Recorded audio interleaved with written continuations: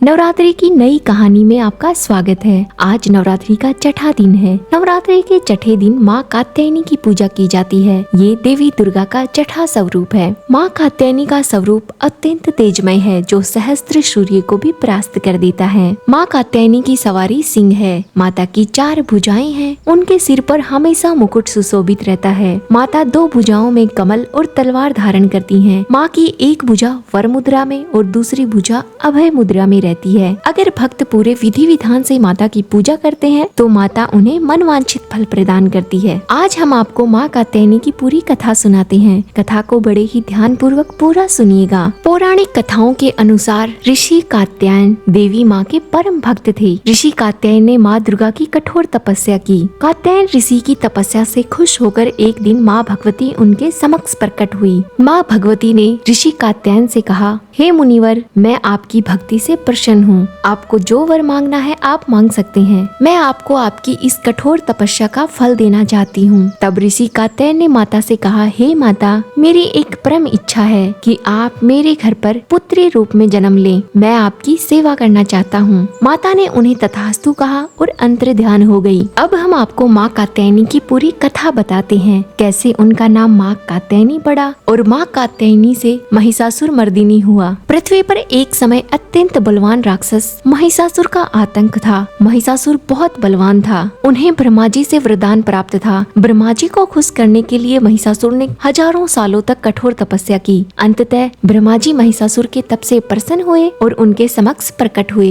ब्रह्मा जी ने महिषासुर को वरदान मांगने के लिए कहा। पहले तो महिषासुर ने अमृतत्व का वरदान मांगा, लेकिन ब्रह्मा जी ने कहा, आप कोई और वरदान मांग लीजिए, क्योंकि जिसने जन्म लिया है उसकी मृत्यु निश्चिंत है। मैं आपको ये वरदान नहीं दे सकता। तब महिषासुर ने बहुत सोच समझकर वरदान मांगा और महिषासुर ने कहा, मेरा वध सिर्फ एक स्त्री कर सकती है। पुरुष के हाथों मेरी मृत्यु कभी नहीं हो सकती। ब्रह्मा जी ने तुरंत ये वरदान दे दिया, लेकिन यहाँ पर महिषासुर ने बहुत बड़ी भूल कर दी, स्त्री को अबला व कमजोर समझने की। महिषासुर ने ये सोचकर वरदान मांगा था, स्त्री अपने कोमल हाथों से भला उसका क्या वध कर पाएगी। महिषासुर वरदान पाकर तीनों लोगों पर अपना हाहाकार मचाने लगा। उसके इस आतंक से तीनों लोग बहुत परेशान थे। यहाँ तक कि इंद्रदेव को भी अपना आसन छोड़ना पड़ा। जब देवता हर तरफ से हार गए और उन्हें सिर्फ निराशा ही हाथ लगी, तो सभी देवता ब्रह्मा, विष्णु और महेश के सामने पहुँच गए। देवताओं ने महिषासुर के आतंक के बारे में त्रिदेव को बताया।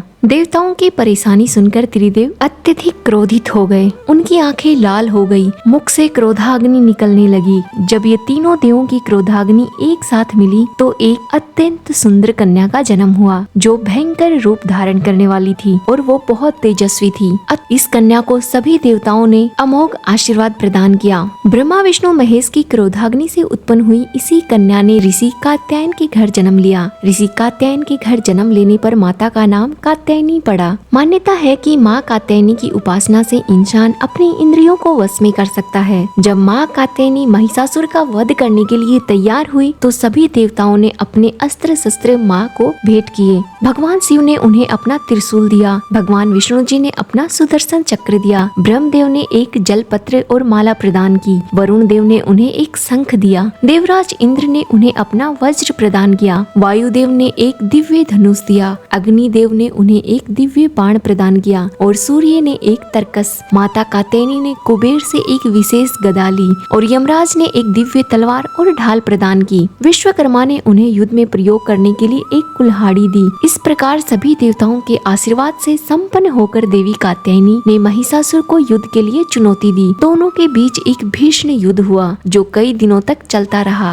अंत में देवी कात्यायनी ने महिषासुर का सिर धड़ से अलग कर दिया और महिषासुर का अंत कर देवताओं को महिषासुर के आतंक से मुक्ति दिलाई। स्त्री को साधारण और अबला समझने की गलती करने वाला महिषासुर एक दिव्य स्त्री के हाथों ही मारा गया और इस प्रकार देवी कात्यायनी ने अपने जीवन का उद्देश्य पूर्ण किया और देवी कात्यायनी बन गई महिषासुर मर्दिनी। नवरात्रि के छठे दिन इन्हीं देवी की पूजा और उपासना की जाती है। शीघ्र विवाह की चाह रखने वाले भी माँ कात्यायनी की पूजा कर सकते हैं। पूरे विधि विधान से माँ कात्यायनी की पूजा करने से शीघ्र विवाह हो जाता है। माना जाता है कि माँ कात्यायनी की पूजा भगवान श्री राम और श्री कृष्ण जी ने भी की थी। गोपियों ने भी भगवान श्री कृष्ण जी को पति स्वरूप में पाने के लिए माँ दुर्गा के इस स्वरूप की पूजा की थी। माँ कात्यायनी की पूजा पूरे विधि विधान से करने के लिए सुबह जल्दी उठकर ब्रह्म मुहूर्त में स्नान करें, साफ पीले वस्त्र धारण करें, हाथ में फूल लेकर माँ कात्यायनी का स्मरण करें और पूजा का संकल्प लें। पूजा के स्थान पर गंगा जल छिड़कें। माँ कात्यायनी को रोली, कुमकुम, हल्दी,